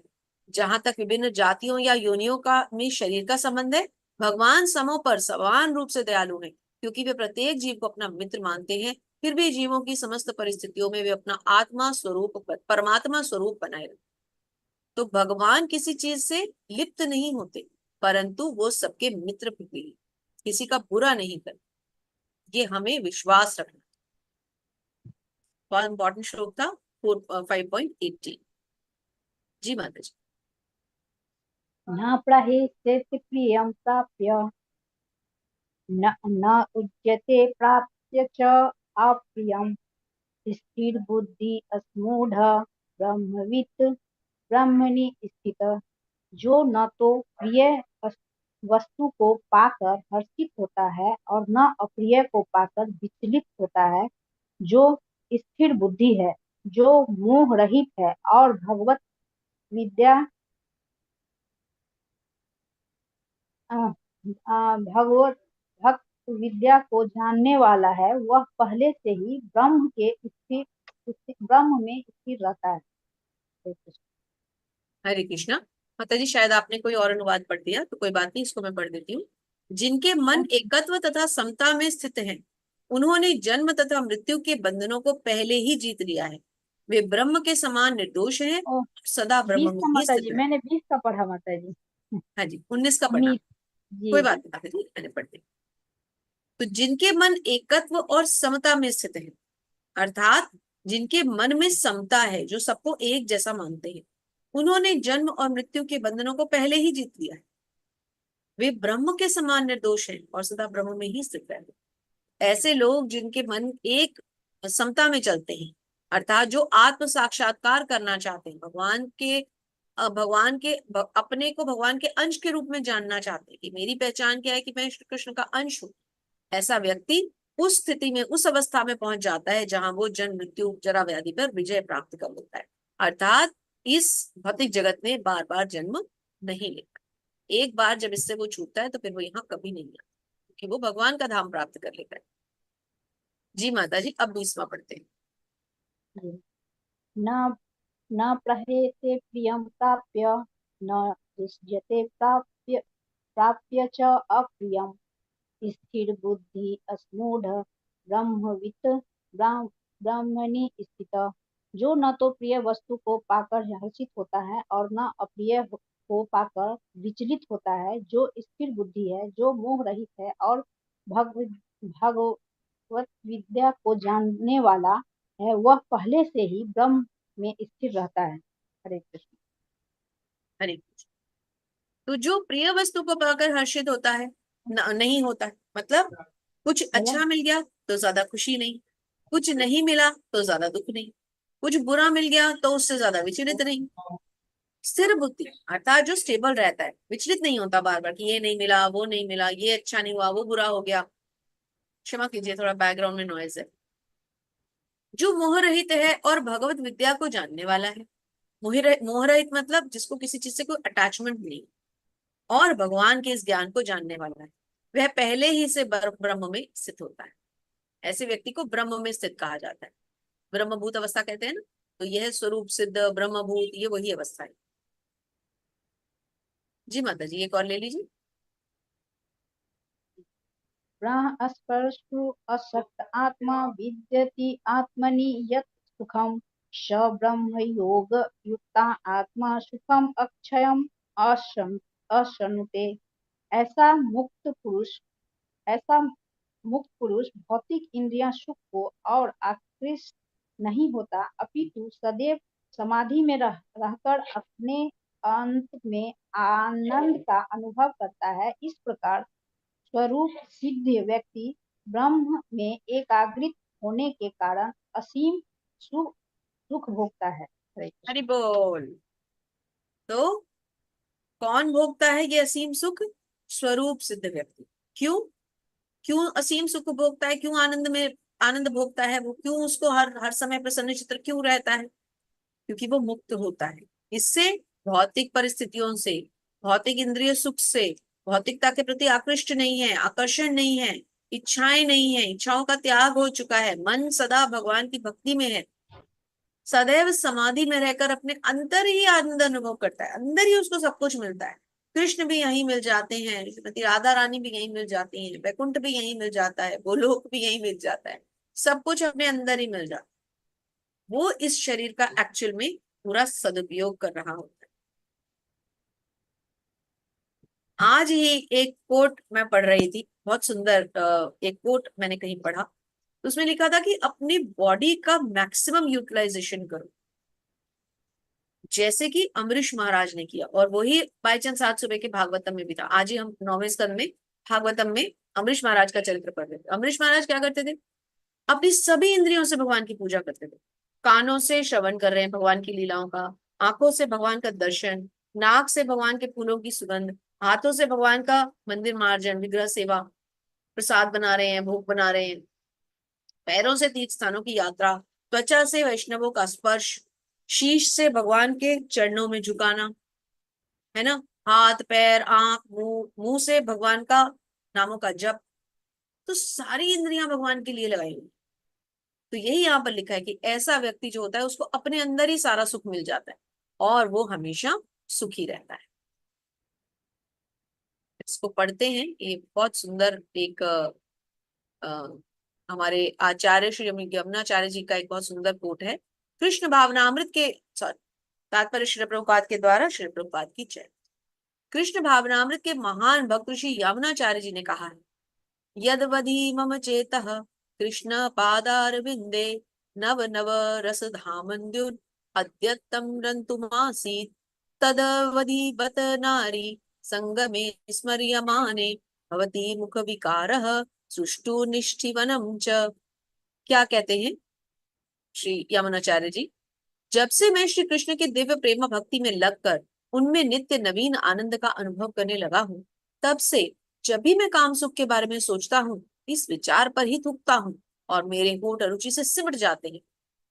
तो कहने का अर्थ क्या है कि जब मनुष्य भगवत भक्ति में चला जाता है तो ये इंद्रिय तृप्ति, ये काम सुख, ये घर की छोटी छोटी चीजें, ये कला कलेश, ये अच्छा ये बुरा, ये किसी शादी में खुश होना, किसी के मरने पे बहुत दुखी होना, मनुष्य इन सब चीजों से ऊपर उठ जाता है। वो हर समय क्या चाहता है? भक्तों का संग चाहता है, गुरु के वाक्य सुनना चाहता है ना। एक भी दिन यदि गुरु के वाक्य ना सुनाई दे तो ऐसे लगता है नहीं, आज दिन पूरा नहीं हुआ। एक भी दिन फिर हम भगवत गीता ना पढ़े, श्रीमद् भागवत ना पढ़े, तो हमारा दिन ना शुरू होता है ना खत्म होता है। ऐसा व्यक्ति अंदर ही अंदर एक स्टेज आती है जब वो प्रसन्न रहने लगता है, उसको बाहर की भौतिक दुनिया से कोई सरोकार नहीं रह जाता। थैंक यू माता। हरे कृष्णा। कल्पना पटेल माता जी। हरे कृष्ण माता जी। यदि कोई और भक्त पढ़ना चाहते हैं तो हैंड रेस करें, अब कुछ ही श्लोक बाकी बचे हैं। जी माता जी। हरे कृष्णा। हरे कृष्ण। ये ही सॉरी ये ही संस्पर्शजा भोगा दुःख्य योना एवते आद्य अंतवंत कौन्तेय न तेषु रमते वधु। अर्थात बुद्धिमान मनुष्य दुख के कारणों में भाग नहीं लेता जो कि भौतिक इंद्रियों के संसर्ग से उत्पन्न होते हैं। हे कुंती पुत्र, ऐसे भोगों का आदि तथा अंत होता है, अतः चतुर व्यक्ति उनमें आनंद नहीं लेता। हरे कृष्णा। हरे कृष्ण। तो एक बुद्धिमान व्यक्ति क्या होता है, वो किसी तरह के सुख दुख का हिस्सा ही नहीं बनता। भौतिक इंद्रियों के संसर्ग से ही ये उत्पन्न होते हैं। जब तक हमारी भौतिक इंद्रियां भौतिक प्रकृति के 3 गुणों के टच में जब तक हम नहीं आते, तब तक हम सुखी रहते हैं। जीव जब माता के गर्भ में होता है तो कितना सुखी होता होगा, नो डाउट दुखी भी होता होगा, बहुत कष्ट झेलता होगा, लेकिन उसको इस भौतिक कष्ट का अंदाजा नहीं होता होगा। जो ही संसार में पदार्पण होता है तो ही भौतिक प्रकृति के 3 गुण उस पर अटैक करते हैं। बालपन में बच्चा क्यों अच्छा होता है? क्योंकि उसका मन चंचल नहीं होता, उसका मन चंचल होता है लेकिन शुद्ध होता है, सरल होता है। उसे पता नहीं होता है ये बल फरेब क्या है, ये किसी को काटना, किसी की द्वेष, किसी से ईर्ष्या, झूठ बोलना, मिथ्या, अहंकार, दंभ, इन सबसे वो बच्चा होता है। इसीलिए तो छोटा बच्चा निर्मल रहता है। जैसे जैसे हम एज के साथ प्रोग्रेस करते हैं, हम इन चीजों को समझना शुरू हो जाते हैं, वहीं हम नेगेटिव हो जाते हैं। तो हे कुंती पुत्र, ऐसे भोगों का आदि तथा अंत होता है, अतः चतुर व्यक्ति उसमें आनंद नहीं लेता। जो एक इंटेलिजेंट मनुष्य होगा वो इन चीजों से हमेशा खुद को दूर रखेगा, क्योंकि उसे पता है कि ऐसे सुखों में मुझे कुछ नहीं मिलने वाला, इनके पीछे भागकर मेरा जीवन खराब ही होना है। देखिए अंत में प्रभुपाद क्या बता रहे हैं, अतः जो यथार्थ योगी दिव्य ज्ञानी है वह इंद्रिय सुखों की ओर आकृष्ट नहीं होता, क्योंकि ये निरंतर भवरोग के कारण है। वो भौतिक सुख की प्रति जितना ही आसक्त होता है, उससे अधिक भौतिक दुख मिलते हैं। जितना हम भौतिक सुख के पीछे भागते हैं उतना ही हमें भौतिक कष्ट मिलते हैं, ये तो सबको पता है। ये तो होता ही है। जितना हम चाहते हैं हम सुखी हो जाएं, हमें अच्छा मिल जाए, बस एक टाइम आ जाएगा मैं सब ये सब चीजों से मुक्त होके फिर मैं आराम से बैठ के भगवत भक्ति करूंगा, बस रिटायर हो जाऊं, बस बस वो बस तो कभी होती ही नहीं। वो बस चलती रहती है, कभी नहीं होती। तो जो करना है आज करना है, अभी करना है। भक्ति करनी है, अभी शुरू करनी है। कोई टाइम नहीं देखना, कोई मुहूर्त नहीं निकालना, अभी शुरू करनी है। आज ही माला लेनी है, हरे कृष्ण कृष्ण कृष्ण हरे हरे, हरे राम राम राम हरे हरे, और शुरू। कुछ और फॉर्मेलिटी, कोई यज्ञ करके भक्ति नहीं शुरू करनी हमें, अभी शुरू करनी है, इसी समय, एक क्षण भी नहीं गंवाना। यही भगवत भक्ति है। जी माता जी। हरे कृष्णा। शक्नोति यः एव यतोधु प्राक शरीर विमोक्षणात् काम क्रोध विवेकं च काम क्रोध उद्भवं वेगम च युक्त स सुखी नर। अर्थात यदि इस शरीर को त्यागने के कोई मनुष्य इंद्रियों के वेगों को सहन करने तथा इच्छा एवं क्रोध के वेग को रोकने में समर्थ होता है, तो वह इस संसार में सुखी रह सकता है। हरे कृष्णा। हरे कृष्ण। बहुत ही सुंदर। यहाँ पर भगवान एक बहुत इंपॉर्टेंट चीज बता रहे हैं। क्या? यदि इस शरीर को त्यागने के पूर्व कोई मनुष्य, जब हमारी मृत्यु है उससे पहले पहले कोई मनुष्य इंद्रियों के वेगों को सहन करने, हमारी इंद्रियां इतनी प्रबल है कि वो हमें इधर उधर लेके भागते हैं, वो घोड़े जो हमने पहला चित्र समझा था भगवत गीता का, उस वेग को सहन करने के लिए जब कोई तैयार हो जाए मृत्यु से पहले, और सेकंड चीज क्या, इच्छा और क्रोध के वेग को रोकने में समर्थ हो जाए, अपनी भौतिक इच्छाओं पे कंट्रोल कर ले, अपने क्रोध के वेग को रोकने में सक्षम हो जाए, तो ऐसा व्यक्ति इसी संसार में सुखी रह सकता है। तो तीन इंपॉर्टेंट चीजें बताई गई यहाँ। कौन सी? इंद्रियों पर कंट्रोल, इच्छा पे कंट्रोल, क्रोध पे कंट्रोल। तो ये जो इंद्रियां, इच्छाएं और क्रोध है, अगर इन पे हम कंट्रोल कर लें, इंद्रियों पे, इच्छाओं पे और क्रोध पे, तो इसी संसार में हम सुखी रह सकते हैं। इसके तात्पर्य को हम जरूर पढ़ेंगे, बहुत सुंदर तात्पर्य है। तो माता जी कृपा करके हाँ, आप ही पढ़ें। हरे कृष्णा। हरे। तात्पर्य, यदि कोई आत्म तात्पर्य श्रील साक्षात्कार प्रभुपाद के द्वारा। श्रील प्रभुपाद की जय। जय। यदि कोई आत्म साक्षात्कार के पथ पर अग्रसर होना चाहता है, तो उसे भौतिक इंद्रियों के वेग को रोकने का प्रयत्न करना चाहिए। ये वेग है वाणी वेग, क्रोध वेग, मनोवेग, उदर वेग, उपस्थ वेग तथा जिह्वा वेग। जो व्यक्ति इन विभिन्न इंद्रियों के वेगों को तथा मन को वश में करने में समर्थ है, वह गोस्वामी या स्वामी कहलाता है। ऐसे गोस्वामी नितांत संयमित जीवन बिताते हैं और इंद्रियों के वेगों का निरस्कार करते हैं। भौतिक इच्छाएं पूर्ण न होने पर क्रोध उत्पन्न होता है और इस प्रकार मन, नेत्र तथा वक्षस्थल उत्तेजित होते हैं। अतः इस शरीर का परित्याग करने के पूर्व मनुष्य को इन्हें वश में करने का अभ्यास करना चाहिए। जो ऐसा कर सकता है वह स्वरूप सिद्ध माना जाता है और आत्म साक्षात्कार की अवस्था में वह सुखी रहता है। योगी का कर्तव्य है कि वह इच्छा तथा क्रोध को वश में करने का भरसक प्रयत्न करे। हरे कृष्णा। हरे कृष्ण। तो यहाँ पर क्या समझाया गया है कि हमें इन वेगों को कंट्रोल में करना आना चाहिए। कौन से वेगों को? इसके लिए हम एक ग्रंथ रेफर करेंगे, श्री रूप गोस्वामी कृत श्री उपदेशामृत। आप लोग अभी नेक्स्ट लेवल में इसको पढ़ेंगे। तो इसका पहला ही श्लोक है जो इस बारे में समझाता है। तो मैं ये श्लोक पढ़ रही हूँ इसी से। वाचो वेगम मनसः क्रोध वेगम जिव्या वेगम उदरोपस्थ वेगम एतान वेगान यो विषहेत धीरः सर्वामपि मां पृथ्वीं स शिष्यात्। तो ये जो भगवत गीता में अभी भगवान ने कहा, उसी को आगे इस श्लोक के द्वारा हम समझते हैं।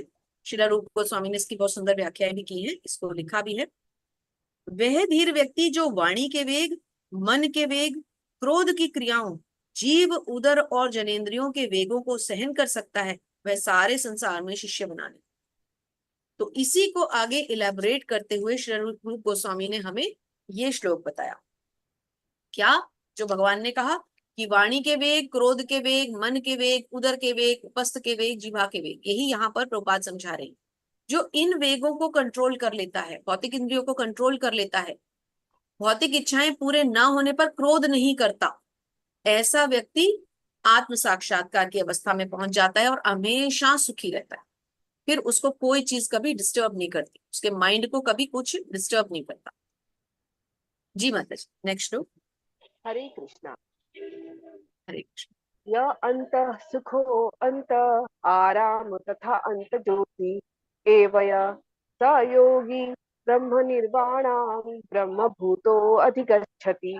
अर्थात जो अंतकरण में सुख का अनुभव करता है, जो कर्मठ है और अंतकरण में ही रमण करता है तथा जिसका लक्ष्य अंतर्मुखी होता है, वह सचमुच पूर्ण योगी है। वह परब्रह्म में मुक्ति पाता है और अंततोगत्वा ब्रह्म को प्राप्त होता है। हरे कृष्णा। हरे कृष्ण।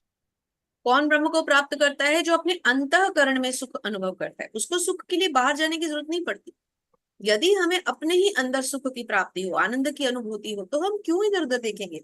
हम किसी व्यक्ति से रिलेशन क्यों बनाते हैं? इसलिए कि हमें उससे बात करना अच्छा लगता है। एक पत्नी अपने पति पर क्यों निर्भर करती है? क्योंकि वो उसकी जरूरतें पूरी करता है, उसकी दिनचर्या की आवश्यकताएं पूरी करता है, उसको घर में धन ला के देता है जिससे वो और उसके बच्चे सुखी से रह सके, उसको घर देता है, उसको नाम देता है।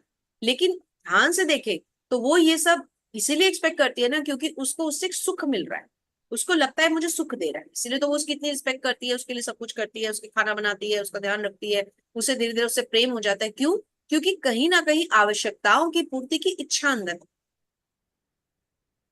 लेकिन एक निष्काम भाव से हम किसे प्रेम कर सकते हैं? केवल ईश्वर को। हम अपने पति से या पति अपनी पत्नी से, हम अपने बच्चों से या बच्चे अपनी माता पिता से क्यों प्रेम कर सकते हैं? क्योंकि हम उन्हें देखते हैं, ये ऐसे है।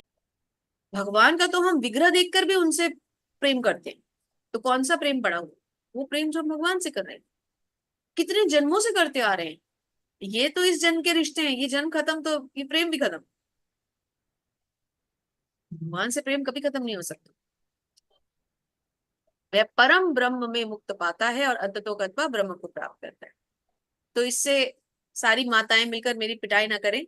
आप सब तो अपने पति अपने बच्चों से बहुत निष्काम प्रेम ही करती होंगी, लेकिन हमें इसे भौतिकता के लेवल पे समझना चाहिए। अंततः हम इस शरीर से ही संबंधित प्रेम को प्रेम समझ रहे हैं। गलती ये है, हमें दिव्यता के पद लेवल पर भी, स्तर पर भी सोचना चाहिए। केवल शरीर से संबंधित संबंध, रक्त संबंधी सब कुछ नहीं है। जी, हरे कृष्ण माता जी। हरे कृष्णा। लभन्ते ब्रह्म निर्वाणां ऋषय क्षीणकल्मषा छिन्न देध्वा यतात्मान सर्वभूत हिते रता। अर्थात जो लोग संशय से उत्पन्न होने वाले द्वैत से परे हैं, जिनके मन आत्म साक्षात्कार में रत है, जो समस्त जीवों के कल्याण कार्य में करने में सदैव व्यस्त रहते हैं और जो समस्त पापों से रहित है, वे ब्रह्म निर्माण अर्थात मुक्ति को प्राप्त होते हैं। हरे कृष्णा। हरे कृष्णा। जो लोग संशय से उत्पन्न होने वाले द्वैतों से परे, संशय से कौन से द्वैत, संशय से क्या उत्पन्न होता है? डाउट से क्या उत्पन्न होता है? कि हम ये सोचते हैं कि ये ऐसा है, ये भी आत्मा और मैं भी आत्मा हूं। वो जीव के लिए कल्याणकारी, ना कि वो जो उसको कंबल देकर खाना खिला दे। जो समस्त पापों से रहित है वह ब्रह्म निर्वाण यानी मुक्ति को प्राप्त होता है। तो मुक्त वो होगा जो स्वयं भी आत्म साक्षात्कार करेगा और अन्यों को भी आत्म साक्षात्कार करने में सहायता करेगा। देखिए, पहली लाइन में प्रभुपाद समझा रहे हैं तात्पर्य में, श्री प्रभुपाद की जय, कि केवल वही व्यक्ति सभी जीवों के कल्याणकार में रत कहा जाएगा जो पूर्णतः कृष्ण भावनामृत है, भावना भावित है। जब व्यक्ति को यह वास्तविक ज्ञान हो जाता है कि कृष्ण ही सभी वस्तुओं के उद्गम है, तो वह जो भी कर्म करता है सबों के हितों को ध्यान में रख के करता है। परम भोक्ता, परम नियंता, परम सखा कृष्ण को भूल जाना मानवता के क्लेशों का कारण। तो जो किसी को ये समझाए कि इन क्लेशों का कारण तो ये भौतिक इच्छाएं हैं, बाबा कृष्ण भक्ति करो, वही सब कुछ है, वही गुरु है, वही सखा है, वही मित्र है, वही प्रिय है, वही पति है, वही औलाद है, सब कुछ वही है। ये जितनी वस्तुएं देख रहे हैं सब कृष्ण की हैं। जो ये ज्ञान दे किसी को, इस ज्ञान द्वारा किसी की जीवन को स्वच्छ करे, वो योगी है। हरे कृष्ण माता जी, एक और श्लोक ले लीजिए प्लीज। हरे कृष्णा। काम क्रोध विमुक्तानां यतीनां यतचेतसाम् अभीता ब्रह्म निर्माणां वर्तते विदितात्मनाम्। अर्थात जो क्रोध तथा समस्त भौतिक इच्छाओं से रहित है, जो स्वरूप सिद्ध आत्म संयमी है और संसिद्धि के लिए निरंतर प्रयास करते हैं, उनकी मुक्ति निकट भविष्य में सुनिश्चित है। हरे कृष्णा। हरे कृष्ण माता, थैंक यू सो मच। तो इस अध्याय से हमें क्या समझ में आ रहा है कि हमें कैसे कर्म करने हैं? कहीं हम इससे चैप्टर को वो ना कर लें कि यहाँ तो कुछ कर्म बताने थे भगवान ने कि मैं ऐसे कौन सा कर्म करूं, हॉस्पिटल बनवाऊं या कुआं खुदवाऊं, दोनों में से क्या बेटर है? नहीं, ना हॉस्पिटल बनवाना है ना कुआं खुदवाना है। भगवान की प्रसन्नता के लिए कर्म करने हैं, मंदिर बनवाने में योगदान देना है, विग्रह सेवा में योगदान देना है, मंदिर मार्जन में योगदान देना है। यदि स्वयं एक खुद इतना बड़ा मंदिर का निर्माण नहीं कर सकते तो मंदिर जहां बन रहा है उसके निर्माण कार्य में लग जाना है, उसमें अपनी धनराशि देनी है। धन भी शुद्ध होगा, हम भी शुद्ध होंगे। तो जो क्रोध समस्त भौतिक इच्छाओं से रहित है, जो स्वरूप सिद्ध। अब ऐसा कौन सा क्रोध है जो भौतिक इच्छाओं से रहित है? ये क्या बात हुई? क्रोध भी भौतिक इच्छाओं से रहित हो सकता है। हाँ, बिल्कुल हो सकता है। भक्त शिरोमणि श्री हनुमान को सबसे ज्यादा क्रोध आया कब? जब रावण ने उनके प्रभु श्री राम की पत्नी के साथ ऐसा व्यवहार किया। जब उन्हें लगा कि मेरे प्रभु श्री राम दुखी हैं, उन्हें कितना क्रोध आया, उन्होंने लंका जला दी। चैतन्य महाप्रभु को कब क्रोध आया? जब नित्यानंद प्रभु के ऊपर जगाई मदाई ने अटैक किया, उनके सर पे चोट मारी, ये सर से खून निकला। महाप्रभु ने अपना सुदर्शन चक्र निकाल लिया और सबको बता दिया गुस्से में कि मैं ही कृष्ण हूं। देख लिया ना कई लोगों ने, जो रूप उन्होंने कभी किसी को नहीं दिखाया था। कब क्रोध आया? जब भक्त को परेशानी हुई। तो भगवान को तब क्रोध आता है जब भक्त को परेशानी होती है। और एक मनुष्य को कब क्रोध आना चाहिए? जब उसके भगवान को कोई कुछ गलत कहे। किसी वैष्णव का अपमान होते हुए देखें, भगवान का अपमान होते हुए देखें, क्रोध आना बनता है, जरूर आना चाहिए। जिसे भगवान के बारे में बोलते हुए उल्टा सीधा कोई बोल रहा हो तब भी क्रोध ना आए, तो वो भक्त थोड़ी है। बिल्कुल आना चाहिए क्रोध। क्यों नहीं आएगा? हमारे भगवान के बारे में तुमने बोला कैसे, है कि नहीं? तो जो क्रोध समस्त भौतिक इच्छाओं से रहित है, वो क्रोध नहीं कि मैं अपनी पर्सनल ग्रीवेंस निकालू। भगवान या भगवान के भक्त के प्रति कोई अनादर हो तो क्रोध आना चाहिए, वो भौतिक इच्छाओं से रहित है ना। एक एक वर्ड बहुत इंपॉर्टेंट है भगवत गीता का।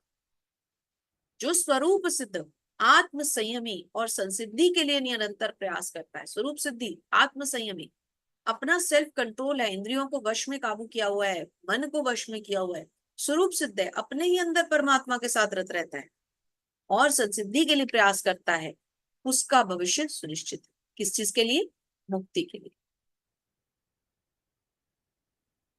चलिए, 2 श्लोक 3 श्लोक और रह गए, पढ़ते हैं इन्हें भी, आज का अध्याय समाप्त करेंगे। स्पर्शान् कृत्वा बहिर्बाह्यंशुचैवान्तरे भ्रुवः प्राणापानौ समौ कृत्वा नासाभ्यन्तरचराचारिणौ यतेन्द्रियमनोबुद्धिर्मुनिर्मोक्षपरायणः विगतेच्छाम भयक्रोधो यह सदा मुक्त एव स। क्या कहते हैं भगवान?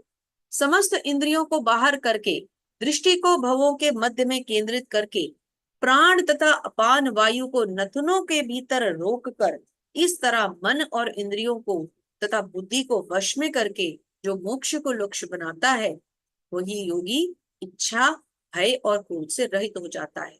जो इस अवस्था में निरंतर रहता है वह अवश्य ही मुक्त है। तो ये सब करना क्या हमारे लिए पॉसिबल है? क्या हम इंद्रियों से अपने आप को इतनी आसानी से खींच सकते हैं? दृष्टि को भवों के बीच में हम तो केंद्रित कर ही नहीं पाते, एक बार भी नहीं कर पाते। ये तो कह रहे हैं कि ये करने के बाद प्राण और अपान वायु को दोनों नथुनों के बीच में रोकना है। तो ये जो क्रियाएं हैं, ये आज के मनुष्य के लिए इतनी आसान नहीं है। होंगे जरूर, आज भी ऐसे योगी होंगे जो ये कर पाते होंगे, लेकिन हमारे लिए ये काफी मुश्किल है। तो अगले अध्याय में भगवान इसके बारे में पूरी तरह से बताएंगे। यहाँ पर प्रभुपाद इसका थोड़ा सा हमें एक थोड़ा सा एरियल व्यू दे रहे हैं, उसको समझते हैं। प्रभुपाद की जय। श्रील प्रभुपाद के द्वारा तात्पर्य में से ले रही हूँ। यह अष्टांग योग 8 विधियों, कौन सी 8 विधियां? यम, नियम, आसन, प्राणायाम, प्रत्याहार, धारणा, ध्यान और समाधि। 8 चरणों में अष्टांग योग विभाजित है। 6ठे अध्याय में योग के विषय में विस्तृत व्याख्या दी गई। 5वें अध्याय के अंत में तो इसका प्रारंभिक विवेचन ही दिया गया है। योग में प्रत्याहार विधि से शब्द, स्पर्श, रूप, स्वाद तथा गंध का निराकरण होता है और तब दृष्टि का दोनों बाहों के बीच में लाकर अधखुली पलकों से उसे नासाग्र पर केंद्रित करना पड़ता है। तो ये क्या 5 चीजें हैं? शब्द, स्पर्श, रूप, स्वाद, गंध। ये क्या है? ये इंद्रिय विषय है। शब्द, स्पर्श, रूप, स्वाद, गंध। और ये कहाँ से आए? ये हमारी 5 जो कर्म इंद्रियां हैं उनके द्वारा आए। सॉरी, ज्ञान इंद्रिया है ना। 5 इंद्रिय विषय। शब्द कहाँ से आया? स्पर्श कहाँ से आया? रूप कहाँ से आया? स्वाद कहाँ से आया? और गंध कहाँ से आई? यही जो 5 चीजें हमारे मुख पर हैं। शब्द कान के लिए, स्पर्श त्वचा के लिए, रूप आंखों के लिए, स्वाद मुंह के लिए, हमारी जिह्वा के लिए, और गंध नाक के लिए। ये हमारी 5 ज्ञानेंद्रियां होती है ना हमारे मुख पे। आंखें, कान, नाक, मुंह और त्वचा। ये 5 ज्ञानेंद्रिय है ना, इन पांचों के 5 इंद्रिय विषय, आंखों का रूप, कानों का शब्द, नाक का गंध, मुंह का स्वाद, त्वचा का स्पर्श। तो जो इन इंद्रिय विषयों से स्वयं को अलग कर ले, फिर वो इस और बाकी ये सारी चीजें फॉलो करे, वो कर सकता है अष्टांग योग। और अब इस अध्याय का सबसे इंपॉर्टेंट श्लोक, भगवत गीता का सबसे इंपॉर्टेंट श्लोक मैं तो कहूंगी, भगवान क्या कह रहे हैं? भोक्तारं यज्ञ तपसाम सर्वलोक महेश्वरम सुहृदम सर्वभूतानां ज्ञात्वा माम शांति मृच्छति।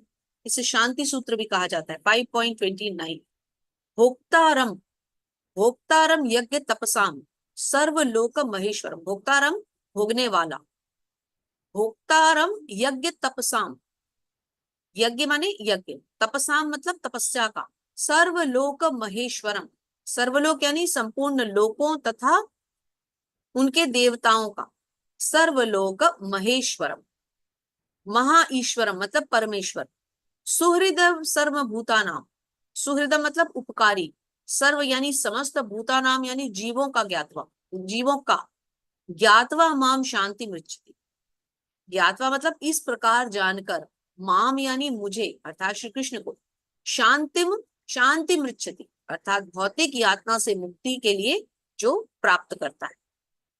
तो क्या कह रहे भगवान? मुझे समस्त यज्ञों और तपस्याओं का परम भोक्ता, समस्त लोकों और देवताओं का परमेश्वर, समस्त जीवों का उपकारी एवं हितैषी जानकर मेरे भावनामृत से पूर्ण भौतिक दुखों से शांति लाभ कर। तो किसको शांति मिलती है? जो भगवान को समस्त यज्ञों का भोक्ता माने, अपने को कुछ ना माने, भगवान को सभी लोकों का, सभी देवताओं का परमेश्वर माने, सभी जीवों का उपकारी और हितैषी माने, और भगवान के भावनामृत में स्वयं को अर्थात श्री कृष्ण की शरण ले, भौतिक दुखों से शांति प्राप्त करे। ऐसा मनुष्य सब प्रकार के भौतिक कल्मशों को पार कर जाता है, ऐसा भगवान ने शांति सूत्र में कहा है। तो इसका एक पैराग्राफ पढ़ेंगे। तो सुभद्रा करुणा माता जी, ये मैंने हाईलाइट कर दिया है, आप केवल इतना एक्सट्रैक्ट जो लिया है इसको प्लीज पढ़ दें। हरे बोल, हरे कृष्ण। ये 5वां अध्याय कृष्ण भावनामृत की, जिसे सामान्यतः कर्म योग कहते हैं, व्यवहारिक व्याख्या है। यहाँ पर इस प्रश्न का उत्तर दिया गया है कि कर्म योग के से मुक्ति किस तरह प्राप्त होती है। कृष्ण भावनामृत में कार्य करने का अर्थ है परमेश्वर के रूप में भगवान के पूर्ण ज्ञान के साथ कर्म करना। ऐसा कर्म दिव्य ज्ञान से भिन्न नहीं होता। प्रत्यक्ष कृष्ण भावनामृत भक्ति योग है और ज्ञान योग वह पथ है जिससे भक्ति योग प्राप्त किया जाता है। कृष्ण भावनामृत का अर्थ है परमेश्वर के साथ अपने संबंध का पूर्ण ज्ञान प्राप्त करके कर्म करना, और इस चेतना की पूर्णता का अर्थ है कृष्ण का श्री भगवान का पूर्ण ज्ञान, कृष्ण या श्री भगवान का पूर्ण ज्ञान। शुद्ध जीव भगवान के अंश रूप में ईश्वर का शाश्वत दास है। ये माया पर प्रभुत्व जताने इसको की यहाँ तक समझते हैं, फिर आगे पढ़ते हैं। तो क्या बता रहे हैं यहाँ पर प्रभुपाद? इस 5वें अध्याय का सार समझा रहे हैं। ये कर्म योग क्या है, क्योंकि कल के बाद हमारा कर्म योग समाप्त हो जाएगा, 6ठे अध्याय के बाद। तो भगवान कह रहे हैं इस अध्याय में क्या बताया गया है कि कर्म योग के द्वारा भगवान की प्राप्ति कैसे करें। क्या समझा अभी तक हमने? कि अपने कर्मों को श्री कृष्ण को अर्पित कर दें। कर्मों के फलों का त्याग करने से अच्छा है कर्म के फल श्री कृष्ण को अर्पित कर दें। जो भी कर्म करें श्री कृष्ण को सेंटर में रख के करें। कृष्ण भावनामृत में कार्य करने का अर्थ है भगवान के रूप में भगवान के दिव्य ज्ञान के साथ कर्म करना। यही भक्ति योग है। आगे समझते हैं, थोड़ा सा और पढ़ते हैं इसको। जी माता जी कंटिन्यू करें। वह माया पर प्रभुत्व जताने की इच्छा से ही माया के संपर्क में आता है और यही उसके कष्टों का मूल कारण है। जब तक वह पदार्थ के संपर्क में रहता है उसे भौतिक आवश्यकताओं के लिए कर्म करना पड़ता है, किंतु कृष्ण भावनामृत उसे पदार्थ की परिधि में स्थित होते हुए भी आध्यात्मिक जीवन में ले आता है, क्योंकि भौतिक जगत में भक्ति का अभ्यास करने पर जीव का दिव्य स्वरूप पुनः प्रकट होता है। धन्यवाद। जब तक जो वह मनुष्य पदार्थ यानी मटेरियल के संपर्क में रहता है उसे भौतिक आवश्यकताओं के लिए कर्म करना ही पड़ता है। जितना हम भौतिकता से जुड़े रहेंगे उतने ही भौतिक कर्म करेंगे। लेकिन कृष्ण भावनामृत उसे पदार्थ की परिधि में स्थित होते हुए भी आध्यात्मिक जीवन में लाता है। कृष्ण भावनामृत क्या करता है, हमारी नॉर्मल हमारी डेली लाइफ को चेंज कर देता है। कहाँ हम सुबह लेट उठते हैं, कृष्ण भावनामृत में जल्दी उठते हैं। कहाँ हम सुबह उठ के अपने घर के लिए, परिवार के लिए, बच्चों के लिए सोचते हैं, कृष्ण भावनामृत में सुबह उठ के मंगल आरती करते हैं। कहाँ हम सुबह उठ के डेली रूटीन में बैठे, चलो जी चाय पी लेंगे, थोड़ी सी गप्पे मार लेंगे, या व्हाट्सएप चला लिया, अपनी सिस्टर से बात कर ली, ऑफिस चले गए, कलीग से गप्पे मार ली, कॉफी पी ली, यही होता है। कोई झूठ तो नहीं है इसमें, यही सब करते हैं हम लोग भी। उसके बाद जो गृहिणियां हैं 10-11 बजे चलो भाई घर की साफ सफाई करके कुछ सब्जी वब्जी बना लेंगे। कहाँ भगवान को याद करते हैं, कहाँ भगवान के लिए हम समय निकालते हैं, नहीं निकालते ना। लेकिन कृष्ण भावनामृत में आने के बाद क्या होता है, दिन शुरुआत कहाँ से होता है, 4:30 बजे मंगल आरती, 5 बजे तुलसी आरती, 5:10 पे जप, 7 बजे विग्रह सेवा। उस समय में गृहिणियां जो है वो किचन में होती हैं, अगर प्रभु जी हैं जो भक्ति कर रहे हैं तो भक्ति में ही होते हैं। 7:30 बजे गुरु आरती, 8 बजे भागवतम, 9 बजे कहीं जाके प्रसादम।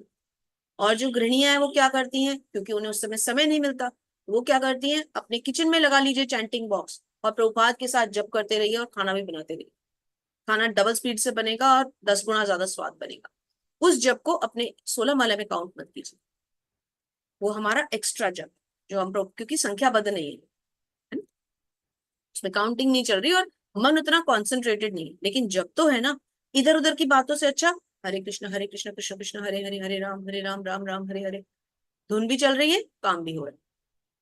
प्रभु जी से ऑफिस जा रहे हैं, ड्राइविंग करते हुए गाड़ी में लगा लीजिए जब, इधर उधर ध्यान नहीं जाएगा। तो एक भक्त का कार्यक्रम एक अभक्त, एक नॉन डिवोटी से कितना डिफरेंट हो जाता है। तो हम इस भौतिक जगत में रहते हुए, भगवान प्रभुपाद क्या लिख रहे हैं, उसे पदार्थ की परिधि में रहते हुए भी आध्यात्मिक जीवन में ले आ जाता है, क्योंकि भौतिक जगत में भक्ति का अभ्यास करने पर जीव का दिव्य स्वरूप फिर से प्रकट हो जाता है। तो जब हम इस भौतिक परिवेश में रहते हुए भी भक्ति करते हैं तो हम अपने दिव्य स्वरूप यानी मैं कृष्ण का अंश हूं, उसको धीरे धीरे प्राप्त कर लेते। और सुंदर, बहुत सुंदर प्रभुपाद लिख रहे हैं, इसको पढ़ते हैं, कोई बहुत लंबा नहीं है। जो मनुष्य जितना ही प्रगत है वह उतना ही पदार्थ के बंधन से मुक्त रहता है। भगवान किसी का पक्षपात नहीं करते। यह तो कृष्ण भावनामृत के लिए व्यक्तिगत व्यवहारिक कर्तव्य पालन पर निर्भर करता है, जिससे मनुष्य इंद्रियों पर नियंत्रण प्राप्त करके इच्छा और क्रोध को जीत लेता है। और जो कोई उपर्युक्त काम इच्छाओं को वश में करके कृष्ण भावनामृत में दृढ़ रहता है वह ब्रह्म निर्माण या दिव्य अवस्था को प्राप्त कर लेता है। हरि बोल। तो इस प्रकार हमारा आज का ये 5वां अध्याय भी पूर्ण हुआ। हरे कृष्णा, हरि बोल। धन्यवाद। हरे कृष्ण। हरे कृष्णा। हरे कृष्ण माता जी को प्रणाम। प्रणाम। तो आपके प्रश्न लेंगे हम, उससे पहले हम एक बार YouTube से सेशन को ऑफ करेंगे। आशा करती हूँ आपको आज का अध्याय बहुत सुंदर लगा होगा। मुझसे कोई भी गलती हुई हो, कोई भी त्रुटि हुई हो तो उसके लिए कृपा करके मुझे क्षमा कर दें। वाञ्छा कल्पतरुभ्यश्च कृपा सिन्धुभ्य एव च पतितानां पावनेभ्यो वैष्णवेभ्यो नमो नमः। अनंत कोटि वैष्णव वृंद की जय। श्रील प्रभुपाद महाराज की जय। आप सभी सुंदर भक्तों की, सभी वैष्णवों की जय। श्री श्री राधा गोविंद भगवान की जय। कार्तिक महामहोत्सव की जय। हरे कृष्णा। सभी को हरे धन्यवाद। कृष्ण। हरे कृष्ण। हरे कृष्ण। हरे कृष्ण।